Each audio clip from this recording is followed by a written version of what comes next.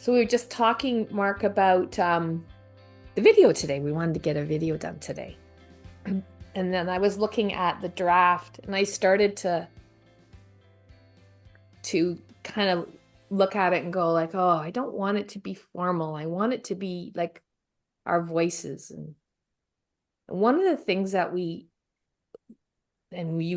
are I would say the king of this is what we did a little while ago when we did a little video for the coaching, the peer coaching circle. One of the things that we said, we need to tell them why. Why are we doing this?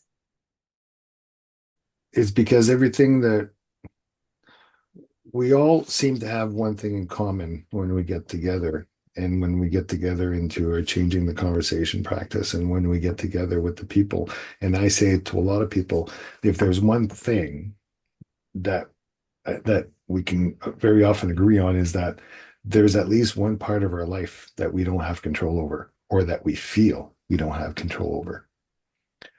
And sometimes going through this practice changes that feeling where we still don't have a solution over that part, but we now feel that even by deciding to take an action or deciding to even talk about it, we've now kind of taken control of it.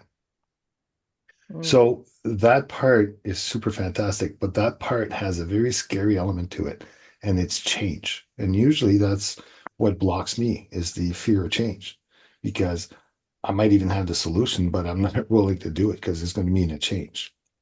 And we know that in change management, no matter what methodology you take, there's going to be a first part is the awareness of the change, and the second part is the desire.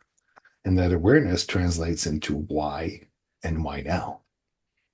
And then the desire translates into what's in it for me. And I like the parallel about the relationship possibilities in action, because that conversation helps flush out that question of why and why now. So even for us on why we do this, for me, the why is because together, individually and collectively, we have gathered some information, and we've gathered some knowledge, some abilities, and none of us three want to keep it for ourselves. And in fact, we know that keeping it to ourselves is probably the worst thing we could do, not only for ourselves, because we get a lot of teaching this and propagating this and talking about this, but we also see what it does for others. And to quote somebody, which I can't remember the name right now, they need us everywhere, but it's it's something that is needed. So that's the why now. Because in 2024, I can factor in all of the different generational gaps. One thing we do need is conversation between these generation gaps. And I've seen the RPA in action in these generational gaps, and it really helps. Uh, we look at society, we look at culture, and there's one area where we can actually address culture is through conversations, change conversations. And we all say we need better communication, but how do we do that? Well, it is when we start to change the way we have a conversation. And when we start to forget ourselves and look at the us versus the me. So and to that, I'm speaking directly to the R, which is relationship. What is our relationship on this topic? It doesn't matter what the topic is.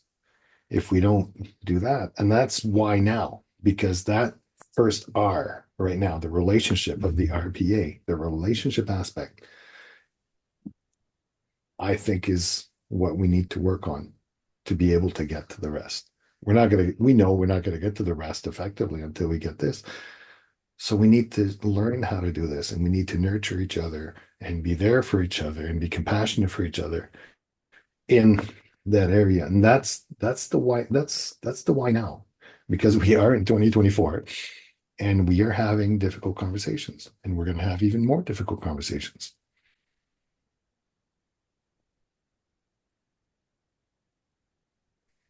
And that's the full circle moment, right? Coming back around to not keeping this to ourselves. sharing this, share what we know, how it works, simple processes to do it. So, and to do it all together in bite-sized chunks as we learn and grow together.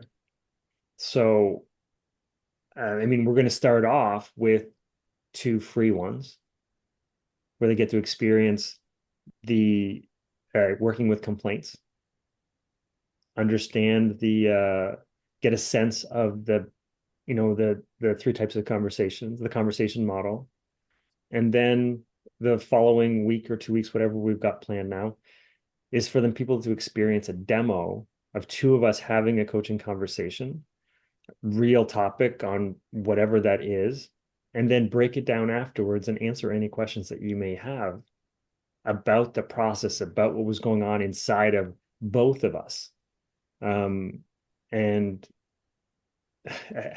I think it'll be illuminating for people to see, and that they'll get an opportunity to, experience for themselves, what does it look like? How can it look?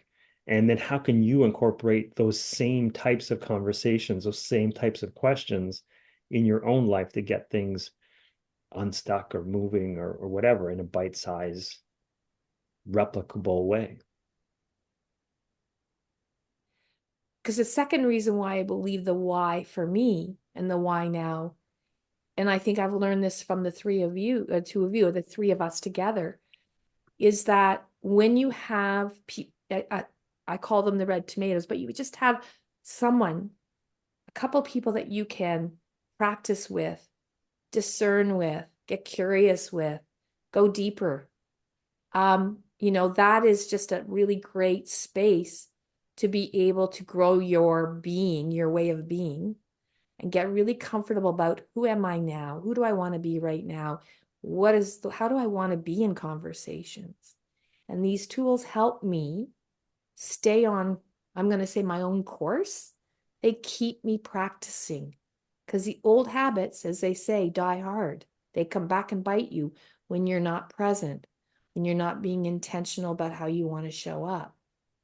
Because this is a combination of not just the conversations, it's really building some internal capacity, especially like you say in some of these hard conversations, to stay present to yourself and grounded in your values, how you want to show up, the way you want to contribute. So having you and Ian, even our just chatting conversations about life, sometimes when we check in with each other, I get regrounded again. I don't have a lot of places to go to do that. So finding a system that you can be with, which is why we want to open this up, not just to the formal structures that we've worked with, which we've absolutely enjoyed participating and contributing to, but now we want to open it up to families and friends, your circle of what your circle looks like, your sphere of support and influence, so that you can practice and mobilize this together. Because that community base, we can't unlearn alone.